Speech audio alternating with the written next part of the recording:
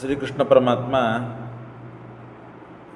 ತಾನು ದ್ವಾರಕಾದಲ್ಲಿ ಇಲ್ಲದೇ ಇದ್ದ ಸಮಯವನ್ನು ನೋಡಿಕೊಂಡು ಪೌಂಡ್ರಕ ವಾಸುದೇವ ಯುದ್ಧಕ್ಕೆ ಬಂದ. ಅವನ ಜೊತೆಗೆ ಏಕಲವ್ಯನೂ ಕೈ ಕೂಡಿಸಿದ. ಅವರಿಬ್ಬರನ್ನೂ ಕೂಡ ಬಲರಾಮದೇವರು, ಯಾದವರು, ಉಳಿದವರೆಲ್ಲ ಸೇರಿಕೊಂಡು ಹೊಡೆದು ಓಡಿಸಿದ್ದಾರೆ. ಕೃಷ್ಣ ಪರಮಾತ್ಮ ಬದರಿಕಾಶ್ರಮ ಮತ್ತು ಕೈಲಾಸ ಎಲ್ಲ ಕಡೆಗೆ ಹೋಗಿ ತನ್ನ ಕೆಲಸವನ್ನು ಮಾಡಿಕೊಂಡು ಮತ್ತೆ ಪುನಃ ದ್ವಾರಕೆಗೆ ಬಂದಾಗ ಈ ಎಲ್ಲ ಸುದ್ದಿಗಳನ್ನು ಹೇಳ್ತಾರೆ. ಪೌಂಡ್ರಕ ವಾಸುದೇವನ ಜೊತೆಗೆ ಯುದ್ಧ ಮಾಡಿ ಅವನನ್ನು ಸಂಹಾರ ಮಾಡಿದ್ದಾರೆ. ಏಕಲವ್ಯನನ್ನು ಬಲರಾಮದೇವರು ಕೊಂದು ಹಾಕಿದ್ದಾರೆ. ಹೀಗೆ ಆದಾಗ ಮುಂದೆ ದುರ್ಯೋಧನನ ಮಗಳು ಲಕ್ಷಣ, ಅವಳು ರತಿದೇವಿ, ಕಾಮನ ಹೆಂಡತಿ. ಸಾಂಬನೂ ಕೂಡ ಕಾಮನೆಯಾಗಿದ್ದಾನೆ. ದುರ್ಯೋಧನಸ್ಯಾಸ ಪುತ್ರಿ ರತಿರ್ಯ ಪೂರ್ವಂ ನಾಮ ಲಕ್ಷಣ ಕಾಂತರೂಪ ಸ್ವಯಂವರಾರ್ಥಂ ತಾಂ ಬಲದೇವ ತಾಂಬೋ ಜಗ್ರಾಸ ಚೈನ ಆಸಾನುರಕ್ತ. ಆ ಸಾಂಬ ಮತ್ತು ತನ್ನ ಹೆಂಡತಿಯಾದ ರತಿದೇವಿಯನ್ನು ಪಡಿಬೇಕು ಅಂತ ಹೋದಾಗ ಎಲ್ಲ ಕೌರವರು ದುರ್ಯೋಧನಾದಿಗಳು ಸೇರಿ ಅವನನ್ನು ಕಟ್ಟಿ ಹಾಕಿಬಿಡ್ತಾರೆ. ಕಟ್ಟಿ ಹಾಕಿದಾಗ ಬಲರಾಮದೇವರು ಬಂದು ಹೇಳ್ತಾರೆ, ಇಲ್ಲ, ಹಿರಿಯನಾದಂತಹ ಉಗ್ರಸೇನ ಇದ್ದಾನಲ್ಲ, ಆ ಉಗ್ರಸೇನನ ಆಜ್ಞೆ ಇದೆ, ಸಾಂಬನಿಗೂ ಮತಿದೇವಿಗೂ ಮದುವೆ ಮಾಡಿಸಬೇಕು ಅಂತ ಬಿಟ್ಬಿಡ್ರಿ ಅದು. ಶ್ರುತ್ವೇವ ತದ್ವೃಷ್ಣಯ ಸರ್ವ ಏವ ಸಮುದ್ರಿತಂ ಚಕ್ರಿರೇ ಕೌರವೇಷು ನಿವಾರ್ಯತಾನ್ ಬಲಭದ್ರ ಸ್ವಯಂ ಯಯೋ ಸಹೋದ್ಧವಸ್ ಕೌರವಾನ್ ಕ್ಷಮಾರ್ಥಿ. ಆಗ ಇಷ್ಟಾದರೂ ಬಲರಾಮದೇವರ ಮಾತಿಗೆ ಏನು ಕಿಮ್ಮತ್ತು ಕೊಡಲಿಲ್ಲ. ಅವರು ಮರ್ಯಾದೆಯನ್ನು ಕೊಡದೇ ಇದ್ದಾಗ ಬಲರಾಮದೇವರಿಗೆ ಸಿಟ್ಟಾಯಿತು. ಆಜ್ಞಾಪಯಾಮಾಸವ ಉಗ್ರಸೇನ ಇತ್ಯುಕ್ತಮೇವಾತು ನಿಶಮ್ಯ ಕುರು ಪ್ರವೀರ ಸಂಶ್ರಾವ್ಯ ದುಷ್ಟವಚನಾನಿ ಬಲಂ ಪುರಂ ಸ್ವಂ ಕ್ರೋಧಾತ್ ಸಮ ವಿಷು ಅತ್ರ ಜುಕೋಪರಾಮ. ಬಲರಾಮದೇವರಿಗೆ ಸಿಟ್ಟು ಬಂದರೆ ಏನು ಮಾಡಿದರು? ಯುದ್ಧ ಆಡಲಿಲ್ಲ. ಇಡೀ ಹಸ್ತಿನಪುರವನ್ನೇ ನೇಗಲನ್ನು ಹಾಕಿ ಏನಂತಾರೆ ಲಾಂಗಲ ಆ ನೇಗಲವನ್ನು ಹಾಕಿ ಇಡೀ ಹಸ್ತಿನಪುರವನ್ನೇ ಗಂಗಾ ನದಿಯಲ್ಲಿ ಎತ್ತಿ ಹೋಗಬೇಕು ಅಂತ ವಿಚಾರ ಮಾಡಿದ್ರು. ಭಾಳ ಅಂದರೆ ನಾವು ಪುಸ್ತಕನ ಎತ್ತಿ ಹೋಗಿದ್ದೇವೆ, ಮೊಬೈಲನ್ನು ಎತ್ತಿ ಹೋಗಿದ್ದೇವೆ, ಮನಿಯನ್ನು ಅಳಗಾಡಿಸಿ ಎತ್ತಿ ಹೋಗ್ಲಿಕ್ಕಾಗ್ತದೆ ನಮಗೆ? ಇಲ್ಲ. ಹಸ್ತಿನಪುರ ಎಂಬ ಪೂರ್ಣ ರಾಜ್ಯವನ್ನೇ ನೇಗಿಲ ಹಾಕಿ ಹಿಡಿದು, ಕೊಕ್ಕಿಯಿಂದ ಹಿಡಿದು ಎತ್ತಿ ಗಂಗಾ ನದಿಯಲ್ಲಿ ಮುಣಿಸಬೇಕು ಅಂತ ಹೊರಟರು ಸಿಟ್ಟಿನಿಂದ. ಕೌರವರೆಲ್ಲರೂ ಆಚೆ ಈಚೆ ಆಗಿದ್ದಾರೆ, ಒದ್ದಾಡ್ತಾ ಇದ್ದಾರೆ. ಸ್ವಾಮಿ ಕ್ಷಮ ಮಾಡ್ರಿ, ನಾವು ತಪ್ಪು ಮಾಡಿದ್ದೇವೆ, ಕ್ಷಮ ಮಾಡ್ರಿ ಅಂತಂದಾಗ ಸರಿ ಆಗಲಿ ಅಂತ ಹೇಳಿ ಸಲಾಂಗಲೇನ ತತ್ಪುರಂ ವಿವಕ್ಷ್ಯ ಜಾಹ್ನವೀ ಜಲೆ. ಶ್ರೀಮದಾಚಾರ್ಯ ಕೋಟ್ ಮಾಡ್ತಾರೆ. ಎಷ್ಟು ಸಾಮರ್ಥ್ಯ ಇರಬೇಕು ನೋಡ್ರಿ. ನಿಪಾತಯನ್ ನಿವಾರಿತ ಪ್ರಣಮ್ಯ ಸರ್ವ ಕೌರವೈ. ಎಲ್ಲ ಕೌರವರು ಕಾಲಿಗೆ ಬಿದ್ದಿದ್ದಾರೆ. ಆ ಬಲರಾಮದೇವರ ಪರಾಕ್ರಮವನ್ನು ಕೊಂಡು ಏನು ಮಾಡಲಿಕ್ಕೆ ಹೊರಟಿದ್ದಾರೆ ಇವರು, ಅಗಲ ಮಾಡಬೇಡ್ರಿ ಸ್ವಾಮಿ ಅಂತ ಹೇಳಿ ಸಭಾರ್ಯಮಾಶ ಪುತ್ರಕಂ ಸುಯೋಧನಾದಿ ಪೂಜಿತಂ. ಆಗ ಶಾಂತಗೊಳಿಸಿ ಸಮಾಧಾನ ಮಾಡಿ ಒಂದು ಪಾನಕ, ಸ್ವಲ್ಪ ಇಷ್ಟು ಚುರುಮುರಿ, 4 ಉದ್ದಿನ ವಡ ಕೊಟ್ಟು ಸಮಾಧಾನ ಮಾಡಿದ್ರು ಅವ್ರಿಗೆ.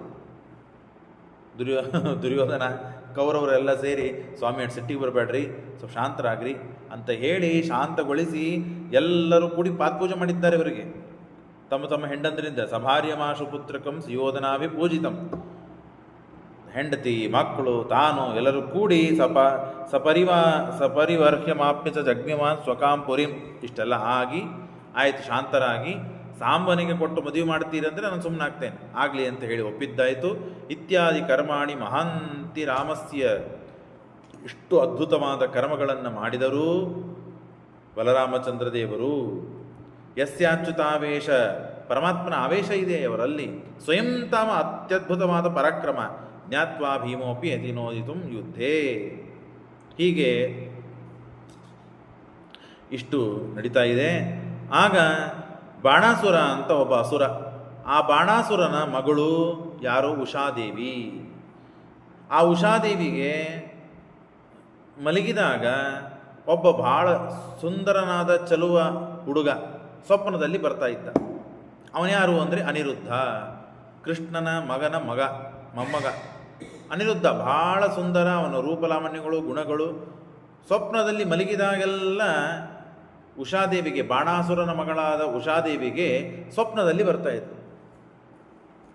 ಇದ್ದ. ಅವನ ಜೊತೆಗೆ ಸಂಸಾರ ಮಾಡಿದ ಸ್ವಪ್ನನೇ, ಮತ್ತೆ ಸ್ವಪ್ನದಲ್ಲಿಯೂ ಬಾಣಾಸುರ ಮಗಳಾದ ಉಷಾದೇವಿಗೆ ಅನಿರುದ್ಧನ ಜೊತೆಗೆ ಸಂಸಾರ ಮಾಡಿದ ಸ್ವಪ್ನ. ಹಾಗಾಗಿ ಎದ್ದು ಕೂಡಲೇ ಮತ್ತು ಅನಿರುದ್ಧನನ್ನು ಕಾಣಬೇಕು, ಅವನ ಜೊತೆಗೆ ಸಂಸಾರ ಮಾಡಬೇಕು ಅಂತ ಇವಳಿಗೆ ಬಹಳ ಆಸೆ.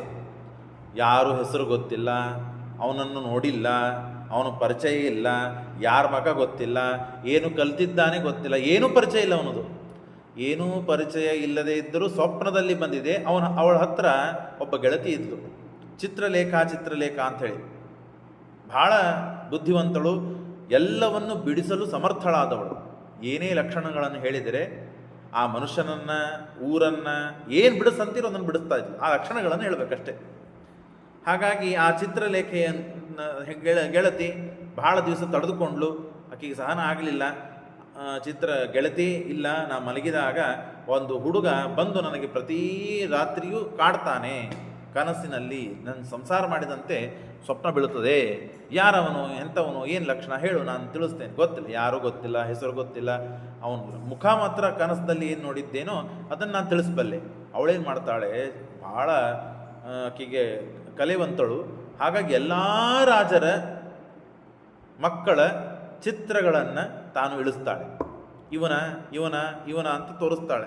ತೋರಿಸಿದಾಗ ಅಲ್ಲ, ಕೊನೆಗೆ ಮತ್ತು ಕೃಷ್ಣನ ಮೊಮ್ಮಗ ಪ್ರದ್ಯುಮ್ನನ ಮಗ ಅನಿರುದ್ಧನ ಮುಖವನ್ನು ಇಳಿಸಿದಾಗ ಇವನು ಕೃಷ್ಣನ ಮೊಮ್ಮಗ ಅಂತ ಗೊತ್ತಾಯಿತು. ಸ್ವಪ್ನೆ ನಿರುದ್ಧೇನ ರತಾ ಕದಾಚಿತ್ ಬಾಣಾತ್ಮಜೋಷಾ ಚಿತ್ರಲೇಖಾಮುವಾಚ ಪೌತ್ರಂ ವಿದಿತ್ವಾ, ಪೌತ್ರಮ ಕೃಷ್ಣನ ಮೊಮ್ಮಗ ಅಂತ ತಿಳಿದುಕೊಂಡು ಅವಳಲ್ಲಿ ಇದ್ದಂತಹ ಅದ್ಭುತ ಶಕ್ತಿ. ಏನು ಶಕ್ತಿ ಅಂದರೆ, ಪೌತ್ರಂ ವಿದಿತ್ವಾ ವಚನಾಚ್ಚ ತಸ್ಯಾಹ ಕೃಷ್ಣಸ್ಯ ತಾಂ ಚಾನಯತ್ತತ್ರ ರಾತ್ರೌ. ರಾತ್ರಿ ತಾನು ಹೋಗಿ ಚಿತ್ರಲೇಖ ಆ ಅನಿರುದ್ಧನನ್ನೇ ಎತ್ತುಕೊಂಡು ಬಂದುಬಿಡುತ್ತಾಳೆ.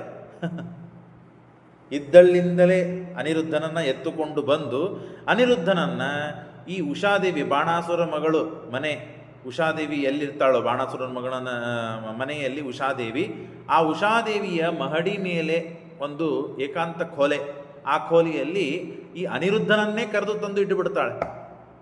ಏಕಾಂತದಲ್ಲಿ ಅವರಿಬ್ಬರು ಮದುವೆನೂ ಆಗಿಬಿಡ್ತದೆ. ಆರಾಮಾಗಿ ಸಂಸಾರವೂ ಪ್ರಾರಂಭ ಮಾಡ್ತಾರೆ. ಈ ಬಾಣಾಸುರ ಹುಚ್ಚ ಗೊತ್ತಿಲ್ಲ ಇವನಿಗೆ ಒಳಗೆ ಏನು ನಡೀತಾ ಇದೆ ಅಂತ ಹೇಳಿ. ಚಿತ್ರಲೇಖ ಗೆಳತಿ ಮತ್ತು ನನ್ನ ಮಗಳು ಇಬ್ಬರು ಇದ್ದಾರೆ ಅಂತೆಷ್ಟೇ ತಿಳಿದಾನೆ. ಅನಿರುದ್ಧಂ ಗುಣೋದಾರಂ ಆನೀತಂ ಚಿತ್ರಲೇಖಯ.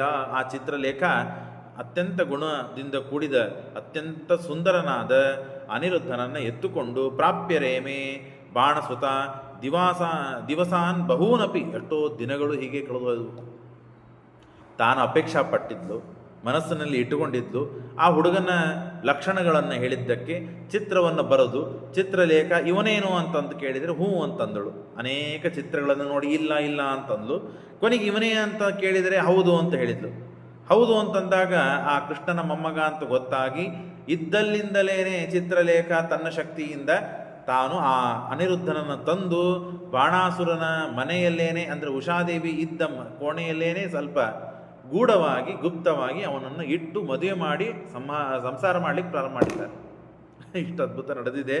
ಗೂಢಂ ಕನ್ಯಾಗ್ರಹೇ ತಂತು ಜ್ಞಾತ್ವಾ ಕನ್ಯಾಭಿರಕ್ಷಿಣ ಊಚುರ್ಬಾಣಾದಿಶಾನ್ ಬಾಣಯಾದಿಶಚ್ಚ ಕಿಂಕರಾನ್ ಗ್ರಹಣೆಸ್ಯ ಚ. ಗೊತ್ತಾಯಿತು ಬಾಣಾಸುರನ್, ಇವತ್ತಿಲ್ಲ ನಾಳೆ ಗೊತ್ತಾಗೋದೇ ಅಲ್ಲ. ಬಾಣಾಸುರನಿಗೆ ಗೊತ್ತಾಯಿತು. ಬಾಣಾಸುರನಿಗೆ ಗೊತ್ತಾದಾಗ ಅನಿರುದ್ಧನ ಹಿಡೀರಿ ಅಂತ ಹೇಳಿ ಕಿಂಕರನ್ನ ಹೇಳಿ ಅನಿರುದ್ಧನನ್ನು ಕಟ್ಟಿಸಿದಾಗ ಈ ಸುದ್ದಿ ಕೃಷ್ಣನಿಗೆ ಬಲರಾಮನಿಗೆ ಗೊತ್ತಾಯಿತು. ಓ, ನನ್ನ ಮೊಮ್ಮಗ ಅವನನ್ನು ಹಿಡಿದಿದ್ದಾನೆ ಬಾಣಾಸುರ. ಆಗತಾನ್ ಅನಿರುದ್ಧಾಂಸ್ತಾನ್ ಪರಿಗೇಣ ಮಹಾ ಬಲಃ ನಿಹತ್ಯ ದ್ರಾವಯಾಮಾಸ ಸ್ವಯಮಾಯ ತಥೋ ಸುರಃ ಸತು ಯುದ್ಧ್ವಾತಿಕೃಚ್ಛೇಣ ನಾಗಾಸ್ತ್ರೇಣ ಭವಂದತಂ. ನಾಗಾಸ್ತ್ರದಿಂದ ಅವನನ್ನು ಕಟ್ಟಿ ಹಾಕಿಬಿಟ್ಟಿದ್ದಾರೆ. ಅತ ಕೃಷ್ಣ ಸಮಾರುಹ್ಯ ಗರುಡಂ ರಾಮಸಂಯುತಂ. ಬಲರಾಮದೇವರಿಂದ ಸಹಿತನಾಗಿ ಕೃಷ್ಣ ಗರುಡಾರೂಢನಾಗಿ ಬಂದಿದ್ದಾನೆ. ಪ್ರದ್ಯುಮ್ನೇನ ಮತ್ತು ಮಗ ಇದ್ದಾನೆ ಪ್ರದ್ಯುಮ್ನ, ಅವನು ತನ್ನ ಮಗನ ಸಲುವಾಗಿ ಬಂದಿದ್ದಾನೆ. ಪ್ರದ್ಯುಮ್ನೇ ತತ್ರ ಆಗಾತ್ ಪ್ರಥಮಂ ತತ್ರ ವನ್ನಿಭಿಃ. ಅಲ್ಲಿ ಏನು ಮಾಡಿದ್ದಾನೆ ಬಾಣಾಸುರ ಅತ್ಯಂತ ಶಿವನ ಭಕ್ತ. ಶಿವನಿಗೆ ಬಹಳ ಪ್ರೀತಿ ಬಾಣಾಸುರನ ಮೇಲೆ. ಹಾಗಾಗಿ ಇವರೆಲ್ಲ ಕೃಷ್ಣ, ಪ್ರದ್ಯುಮ್ನ, ಬಲರಾಮ ಸೈನ್ಯ ಎಲ್ಲ ಕೂಡಿ ಯುದ್ಧಕ್ಕೆ ಬಂದಿದ್ದಕ್ಕೆ ತಾನು ರುದ್ರದೇವರು ಕೂಡ ಯುದ್ಧಕ್ಕೆ ಬಂದಿದ್ದಾರೆ ಬಾಣಾಸುರನ ಜೊತೆಗೆ. ಆಗ ಶೈವಜ್ವರ ಅಂತ ಬೆಂಕಿ, ಆ ಬೆಂಕಿಯನ್ನು ನಿರ್ಮಾಣ ಮಾಡ್ತಾರೆ. ಬೆಂಕಿಯನ್ನು ನಿರ್ಮಾಣ ಮಾಡಿ ಎಲ್ಲರನ್ನು ಸುಡಬೇಕು ಅಂತ. ಯುದ್ಧೈವ ಅಂಗಿರಸರು ಬಂದಿದ್ದಾರೆ. ಅನೇಕ ಅಗ್ನಿಗಳನ್ನು ಸೃಷ್ಟಿ ಮಾಡಿದ್ದಾರೆ ರುದ್ರದೇವರು. ವಿದ್ರಾವ್ಯ ಶರ್ವ ಪ್ರಧಾನ ಆಸದ ಜ್ವರಂ ತತಃ ತೇನ ಭಸ್ಮ ಪ್ರಹಾರೇಣ ಜ್ವರಿತಂ ರೋಹಿಣಿ ಸುತಂ. ಆಗ ಅನೇಕ ಯುದ್ಧವಾಗ್ತದೆ. ಆಶ್ಲಿಷ್ಟ ವಿಜ್ವರಂ ಚಕ್ರೇ ವಾಸುದೇವೋ ಜಗತ್ಪ್ರಭು. ಆಗ ಕೃಷ್ಣ ಏನು ಮಾಡ್ತಾನೆ, ಆ ಶೈವಜ್ವರಕ್ಕೆ ವೈಷ್ಣವಜ್ವರ ಅಂತನೂ ಒಂದು ಅಗ್ನಿಯನ್ನು ನಿರ್ಮಾಣ ಮಾಡ್ತಾನೆ. ಜ್ವರೇಣ ವೈಷ್ಣವೇನಾಸೋ ಸುವೃಷಂ ಪೀಡಿತಸ್ತದಾ. ಆಗ ಪರಸ್ಪರವಾಗಿ ಆ ಅಗ್ನಿಗಳಲ್ಲಿ ಜಗಳ ಆಗ್ತದೆ, ತಿಕ್ಕಾಟ ಆಗ್ತದೆ. ಗ್ರಾಸಾರ್ಥಂ ಉಪನೀತಶ್ಚ ಜಗಾಮ ಶರಣಂ ಹರಿಂ. ಕೊನೆಗೆ ಪರಮಾತ್ಮನನ್ನು ಕುರಿತು ಶರಣು ಹೋದರು. ಆಗ ಯದಾ ಜ್ವರಾದ್ಯ ಅಖಿಲಾಹ ಪ್ರದದ್ದುಸ್ತದಾ ಸ್ವಯಂ ಪ್ರಾಪ್ಯ ಹರಿಂ ಗಿರೀಶಃ ತಯೋರಭೂತ್ ಯುದ್ಧಮಥೈನ ಮಚ್ಯುತಃ. ರುದ್ರದೇವರಿಗೂ ಮತ್ತು ಕೃಷ್ಣನಿಗೂ ಯುದ್ಧವಾಗಿದೆ. ಬಾಣಾಸುರನ ಸಲವಾಗಿ ರುದ್ರದೇವರು ಕೂಡ ಯುದ್ಧಕ್ಕೆ ಬಂದು ಸರ್ವೋತ್ತಮನಾದ ಭಗವಂತನ ಜೊತೆಗೆ ಯುದ್ಧ ಮಾಡಿದ್ದಾರೆ. ವಿಜೃಂಭಿತೆ ಶಂಕರೇ ನಿಷ್ಪ್ರಯತ್ನೆ ಸ್ಥಾಣೋಪಮೇ ಸಂಸ್ಥಿತೆ ಕಂಚಜಾತಃ. ಅತ್ಯಂತ ಏನಂತಾರೆ, ಕಲ್ಲು ಆಗಿಬಿಟ್ಟಿದ್ದಾರೆ ರುದ್ರದೇವರು ಭಗವಂತನ ಜೊತೆಗೆ ಯುದ್ಧ ಮಾಡಿದೆ. ಜುಂಬಿತೆ ಶಂಕರೇ ನಿಷ್ಪ್ರಯತ್ನೆ ಸ್ಥಾಣೋಪಮೇ. ಉಪಮ, ಕಲ್ಲಿನ ಉಪಮ, ಕಲ್ಲಂತೆ ಆಗಿದ್ದಾರೆ. ಜೀವ ಇದೆ, ಕಲ್ಲಂತೆ ಅಂದರೆ ಪೂರ್ಣ ಕಲ್ಲೇನೇ ಅಲ್ಲ, ಒಳಗೆ ಜೀವ ಇದೆ. ಮೇಲೆ ಅಂದರೆ ಯಾವ ಅಂಗಾಂಗಗಳಲ್ಲಿ ವಿಕಾರ ಇಲ್ಲ, ಚಲನವಲನಾದಿಗಳು ಇಲ್ಲ ಅಂತ ರುದ್ರದೇವರ ಪರಿಸ್ಥಿತಿ ಆಗಿದೆ. ಶೈವಂ ಪದಂ ಪ್ರಾಪ್ತುಮೇವಾಚ್ಯುತಸ್ಯ ತಚ್ಚಾವದ ಕಂಚಜ ಶಂಕರಸ್ಯ. ಕಂಚಜ ರುದ್ರದೇವರು, ಬ್ರಹ್ಮದೇವರು, ಆ ಬ್ರಹ್ಮದೇವರ ಮಗ ಶಂಕರ. ಹಾಗಾಗಿ ಬ್ರಹ್ಮದೇವರ ಪದವಿನೇ ಸಿಕ್ಕಿದ್ದು ಯಾವ ಭಗವಂತನಿಂದಲೋ ಆ ಭಗವಂತನ ಜೊತೆಗೆ ಯುದ್ಧ ಮಾಡಲಿಕ್ಕೆ ಬಂದರೆ ಈ ಅವಸ್ಥೆ ಆಯಿತು. ತದಾಶಿವೇನ ಪ್ರಣತೋ ಬಾಣ ರಕ್ಷಣಾಯ ಕಾಮ್ಯಯ. ಬಾಣಾಸುರನ ಮಗಳ ರಕ್ಷಣೆಗಾಗಿ ಬಾಣಾಸುರ ಕಷ್ಟಪಡುವುದನ್ನು ನೋಡಿ ಸಹನ ಮಾಡದೇನೆ ಮತ್ತು ರುದ್ರದೇವರು ಬಂದರು. ರುದ್ರದೇವರು ಅಗ್ನಿಗಳನ್ನು ನಿರ್ಮಾಣ ಮಾಡಿ ಅಗ್ನಿಗಳಲ್ಲಿ ಪರಸ್ಪರವಾಗಿ ಯುದ್ಧವಾಗಿ, ಅನಂತರದಲ್ಲಿ ಕೃಷ್ಣ ಮತ್ತು ಶಂಕರನಲ್ಲಿ ಪರಸ್ಪರವಾಗಿ ಯುದ್ಧವಾಗಿ ಕೊನೆಗೆ ರುದ್ರದೇವರು ಸೋತೋದರು. ಏನಾಯತ್ನೇನ ವಿಜಿತ ಸರ್ವಲೋಕೋ ಹರಿಹರಃ ಕಿಂ ಜ್ವರಾದಿಜಯೋ ವಿಷ್ಣೋಸ್ತಸ್ಯಾನಂತ ಕಥ್ಯತೆ. ಇದೇನು ಬಹಳ ಆಶ್ಚರ್ಯಪಡುವ ಅಂತಹ ವಿಷಯ ಅಲ್ಲ. ದೇವರು ರುದ್ರದೇವರ ಜೊತೆಗೆ ಮತ್ತು ಯುದ್ಧವಾಯಿತು. ಯುದ್ಧವಾದಾಗ ದೇವರು ಗೆದ್ದ, ವೈಷ್ಣವ ಏನಂತಾರೆ ಅಗ್ನಿ ಇದು ಗೆದ್ದು. ಇದೇನು ದೊಡ್ಡ ಆಶ್ಚರ್ಯಕರುವ ವಿಷಯವಲ್ಲ. ಯಾಕೆ ಗೊತ್ತಾ, ಪರಮಾತ್ಮನ ಸಾಮರ್ಥ್ಯ ಎಷ್ಟು ಗೊತ್ತಾ ಅಂತ ಹೇಳಿ ಶ್ರೀಮದಾಚಾರ್ಯರು ಇದನ್ನು ಉಲ್ಲೇಖ ಮಾಡಿ ಅತ್ಯಂತ ಸ್ಪಷ್ಟವಾದ ಕಂಠದಿಂದ ಹೇಳ್ತಾರೆ. ಈದೃಶಾನಾಂತ ಸಂಖ್ಯಾನಾಂ ಶಿವಾನಾಂ ಬ್ರಹ್ಮಣ ಅಪಿ ರಮಾಯ ಅಪಿ ಯದ್ವೀಕ್ಷಾಂ ವಿನಾ ನ ಚಲಿತುಂ ಬಲಂ ನ ಚ ಜ್ಞಾನಾದಯೋ ಭಾವಾಃ ನ ಚಾಸ್ತಿತ್ವಮಪಿ ಕ್ವಚಿತ್ ಅನಂತಶಕ್ತೇ ಕೃಷ್ಣಸ್ಯ ನಿಚಿತ್ರ ಶೂಲಿನೋ ಜಯಃ. ಅದ್ಭುತವಾದ ಶ್ಲೋಕ, ಅದ್ಭುತವಾದ ಪ್ರಮೇಯ, ಅದ್ಭುತವಾದ ತತ್ವ.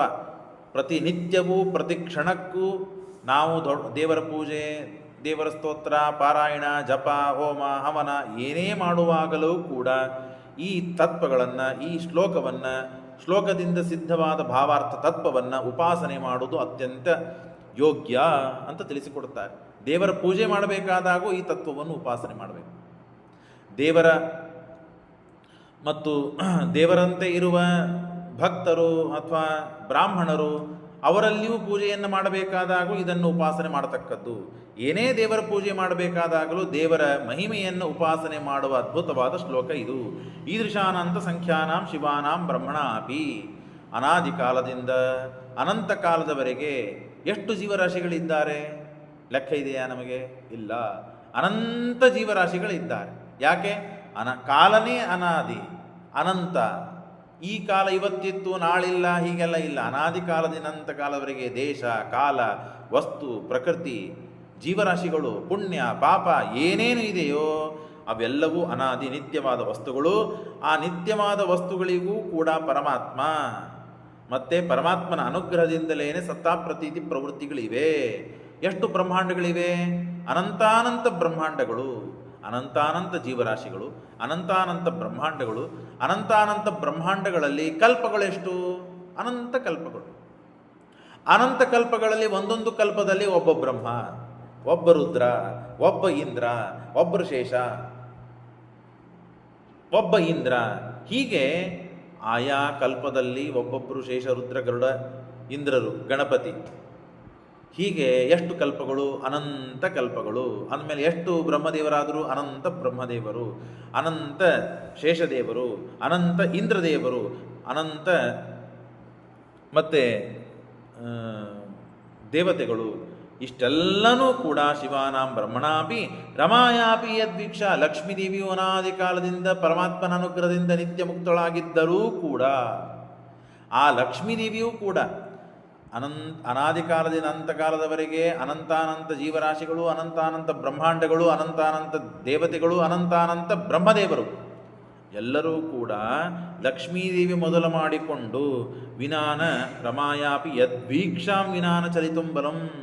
ಪರಮಾತ್ಮ ಏನಾದರೂ ಸತ್ತಾಪ್ರತೀತಿ ಪ್ರವೃತ್ತಿಗಳನ್ನು ಕೊಡಲಿಲ್ಲ ಅಂತಾದರೆ ಎಲ್ಲರೂ ಕಲ್ಲೇ, ಯಾರಿಗೂ ಅಳ್ಳಾಡಲಿಕ್ಕೂ ಆಗೋದಿಲ್ಲ. ಹುಲ್ಲು ಕಡ್ಡಿಯೂ ಕೂಡ ಅಳ್ಳಾಡುತ್ತದೆ ದೇವರ ಅನುಗ್ರಹದಿಂದ.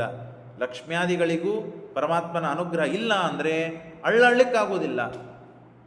ಹುಲ್ಲು ಕಡ್ಡಿ ಅಳ್ಳಾಡ್ಬೋದು, ಆದರೆ ಲಕ್ಷ್ಮ್ಯಾದಿಗಳಿಗೆ ಅಳ್ಳಾಡಲಿಕ್ಕಾಗೋದಿಲ್ಲ. ಅಲ್ಲಿ ಅನುಗ್ರಹ ಇದೆ, ಇಲ್ಲಿ ಅನುಗ್ರಹ ಇಲ್ಲ.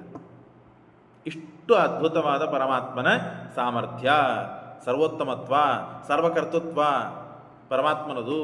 ರಮಾಯಾಪಿ ಯದ್ವೀಕ್ಷಾಂ ವಿನಾನ ಚಲಿತಂ ಬಲಂ ನ ಚ ಜ್ಞಾನಾದಯೋ ಭಾವಾಹ. ಜ್ಞಾನ ಇಲ್ಲರಿ. ಇದು ಬಿಳಿ, ಇದು ಕರಿ, ಇದು ಹಣ್ಣು, ಇದು ನೀರು ಅಂತ ನಾವೆಲ್ಲ ಅರ್ಥ ಮಾಡಿಕೊಳ್ತೀವಲ್ಲ. ಇವರು ಮನುಷ್ಯರು, ಇವರು ಪ್ರಾಣಿಗಳು, ಇದು ಸಕ್ರೆ, ಇದು ಬೆಲ್ಲ, ಇದು ತುಪ್ಪ, ಈ ಪದಾರ್ಥಗಳ ಜ್ಞಾನವಾಗ್ತದಲ್ಲ. ಯಾಕೆ? ಪರಮಾತ್ಮನ ಅನುಗ್ರಹ ಇದ್ದದ್ದರಿಂದ. ಈ ಜ್ಞಾನವೂ ಇಲ್ಲ ಅಂತಾಗ್ತದೆ ದೇವರ ಅನುಗ್ರಹ ಇಲ್ಲ ಅಂದರೆ. ನಮಗೆಲ್ಲ ಲಕ್ಷ್ಮೀದೇವಿ ಮೊದಲು ಮಾಡಿಕೊಂಡು ಅನಂತಾನಂತ ಬ್ರಹ್ಮದೇವರು, ಅನಂತಾನಂತ ಜೀವರಾಶಿಗಳು, ಅನಂತಾನಂತ ಬ್ರಹ್ಮಾಂಡಗಳಲ್ಲಿ ಇದ್ದ ಸಮಸ್ತ ಜೀವರಾಶಿಗಳು.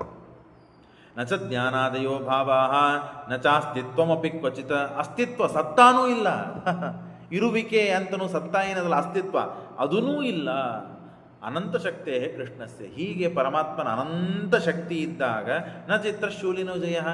ಯಾರೋ ಒಬ್ಬ ದೇವರಿಂದ ಯಾರೋ ಒಬ್ಬ ದೇವರ ಜೊತೆಗೆ ಪರಮಾತ್ಮ ಯುದ್ಧ ಮಾಡಿ ಗೆದ್ದ, ದೇವರು ಗೆದ್ದ ಅಂತನ್ನೋದಕ್ಕೆ ಏನು ಆಶ್ಚರ್ಯ ಇದೆಯಾ?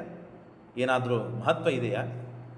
ಅನಂತ ಜೀವರಾಶಿಗಳನ್ನು ಪರಮಾತ್ಮ ಪ್ರತಿನಿತ್ಯವೂ ಪೋಷಣೆ ಮಾಡುವ, ಪ್ರತಿನಿತ್ಯವೂ ಸತ್ತಾಪ್ರತೀತಿ ಪ್ರವೃತ್ತಿಗಳನ್ನು ಕೊಡುವ ಅಸ್ತಿತ್ವವನ್ನು ಪರಮಾತ್ಮನ ಅನುಗ್ರಹ ದಯದಿಂದಲೇ ಇರುವಂತಹ ಇಷ್ಟು ಶಕ್ತಿ ಸಾಮರ್ಥ್ಯಗಳನ್ನು ಪರಮಾತ್ಮ ಪಡೆದಾಗ ಇವರನ್ನು ಗೆದ್ದ ಪರಮಾತ್ಮ ಅಂತ ಹೇಳೋದು ಏನೂ ಆಶ್ಚರ್ಯಕರವಲ್ಲ.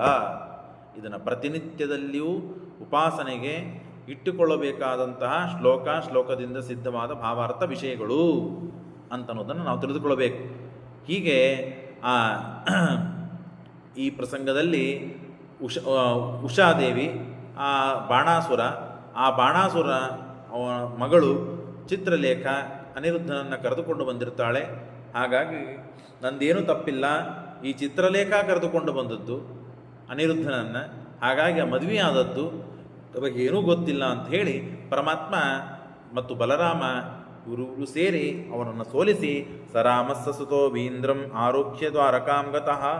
ಮತ್ತೆ ಹೇಗೆ ಬಂದಿದ್ದರು ಹಾಗೆ ತಮ್ಮ ಮಗಳು ಅಂದರೆ ತನ್ನ ಮಗ, ಸೊಸಿ ಇವರೆಲ್ಲ ಕೂಡಿಕೊಂಡು ಬಾಣಾಸುರನ್ನು ಸೋಲಿಸಿ ರೇಮೇ ತತ್ರ ಚಿರಂ ಕೃಷ್ಣ ನಿತ್ಯಾನಂದೋ ನಿಜೇಚ್ಛಯ. ಆನಂದವಾಗಿ ಪರಮಾತ್ಮ ಸುಖವಾಗಿ ಅಲ್ಲಿ ಕಾಲ ಕಳೆದಿದ್ದಾನೆ. ಏವಂ ವಿಧಾನಿ ಗಣಿತಾನಿ ರಘುತ್ತಮಸ್ಯ ಕರ್ಮಾಣ್ಯಗಣ್ಯ ಮಹಿಮಸ್ಯ ಮಹೋದ್ಭವಸ್ಯ. ಹೀಗೆ ಪರಮಾತ್ಮನ ಮಹಿಮೆ 1 2 3 4 ಎಷ್ಟನ್ನು ಎಣಿಸ್ಬೇಕು, ಎಷ್ಟನ್ನು ಸ್ತೋತ್ರ ಮಾಡಬೇಕು, ಎಷ್ಟನ್ನು ಉಪಾಸನೆ ಮಾಡಬೇಕು, ಎಷ್ಟಂತ ವರ್ಣನೆ ಮಾಡಬೇಕು, ಲೆಕ್ಕನೇ ಇಲ್ಲ. ಗುಣಗಳೂ ಹಾಗೆ, ಮಹಿಮೇನೂ ಹಾಗೆ, ಅವನ ಕ್ರಿಯಾಗಳೂ ಹಾಗೆ. ಹಾಗಾಗಿ ಅಂಥ ಪರಮಾತ್ಮನ ನಿತ್ಯಂ ರಮಾ ಕಮಲ ಜನ್ಮ ಗಿರೀಶ ಶಕ್ರ ಸೂರ್ಯಾದಿಭಿ ಪರಿನುತಾನಿ ವಿಮುಕ್ತಿದಾನಿ. ರಮಾದೇವಿ, ಬ್ರಹ್ಮದೇವರು ರುದ್ರ, ಶೇಷ, ಗರುಡ, ಸೂರ್ಯ ಇವರೇ ಮೊದಲಾದವರಿಗೆ ಪರಮಾತ್ಮ ಮುಕ್ತಿಯನ್ನು ಕೊಡುವಂಥ ಮಹಾದೇವತೆ.